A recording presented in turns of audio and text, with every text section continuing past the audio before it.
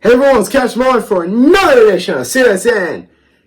We're getting closer and closer to the United Football League's second season. I got this crazy idea in my head and I was like, why don't I do UFL Power Rankings? So, today we are going to be talking about the UFL Power Rankings. These are going to be my Power Rankings. These are not the official Power Rankings, but hey, we're gonna do our best here. These are my Power Rankings. And so, we're gonna start off with number one team in the UFL. It is the Birmingham Stallions. The Birmingham Stallions have built up a spring dynasty and have become the nemesis of many teams. They won back-to-back USFL titles. They've actually won 3 straight USFL titles, but one of those was the conference title. And they've won the UFL title already.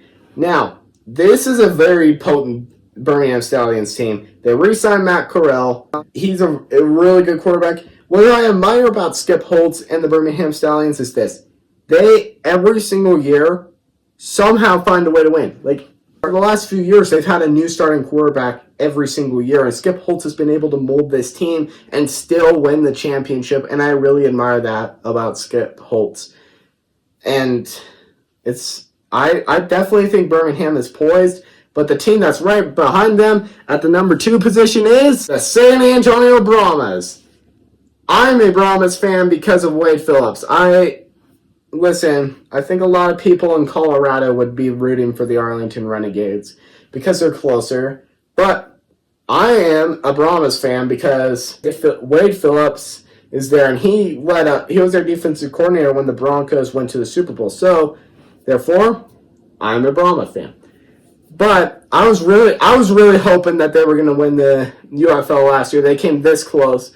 They gave Birmingham their only loss last year too. So that is why I definitely think do not rule out San Antonio Brahmas at all. They have led the way with all the major signings. They signed former Texas A&M quarterback.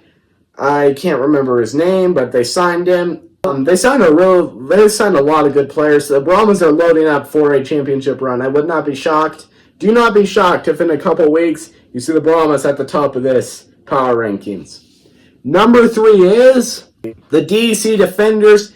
So last year was a middle of the road year. It was the lackluster year for the DC Defenders. But this year, I think that they could have a chance. The Brahmas, though, still firm hold over the XFL conference. The Defenders, though, can make a jump after the Battlehawks lost AJ McCarron. And the Defenders, they've just been always at the top of this, and they were definitely in the playoff conversation last year. So do not rule out the Defenders. They're going to be very, very hard to beat this year. Number 4 is the Memphis Showboats.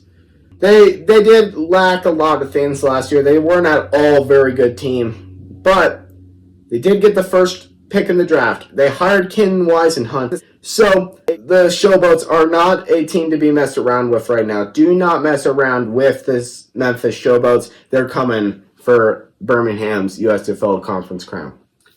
Number 5 is the Michigan Panthers. The Michigan Panthers were extremely good last year. They shocked me. They got their 7 wins last year. This year they were without Jake Bates, which is why I put the Showboats in front of them in my power rankings. The Michigan Panthers, they're going to be a hard team to beat no matter what. They're one of the 2 teams who has an indoor field, which leads nicely to my number 6 team, and it is St. Louis Battlehawks. The Battlehawks, I was deciding if I was going to be a Brahma fan or a Battlehawk, but I eventually chose the Brahmas. And the Battlehawks, they lost AJ McCarron, and that was a huge blow to the Battlehawks, especially because he was definitely one of the best quarterbacks in this league. They're going to have a 3-way competition at quarterback. Depending on who they get as the quarterback, one of the most notable names is former TCU quarterback Max Duggan, and he's going to be. I'm hoping he gets the starting job, but a lot of uncertainty there with the St. Louis Battlehawks. Number 7 is the Arlington Renegades. No, I don't have any hard feelings against them. Now, the Renegades, My question is, they did not look good last year. They looked absolutely abysmal. They had only 4 wins. Bob Stoops needs to get his team riled up. Luis Perez, I don't know. The Renegades just do not seem like the team to be in this league anymore. The XFL title, a 4-win season. You go on to win the title. It's a really inspiring story, but they did not get it done this year. So yeah, stinks. Number 8, and at the bottom of the power rankings, is the Houston Roughnecks. The Houston Roughnecks stayed relatively quiet in the off season as far as major signings go, other than hiring a new GM. Hopefully this new GM can get the team to where they're supposed to be, but for now, they're going to stay at the number 8 position in my power rankings. Those are your genuine CSN power rankings for the United Football League. Have a great week, everyone. I'll see you next time on CSN.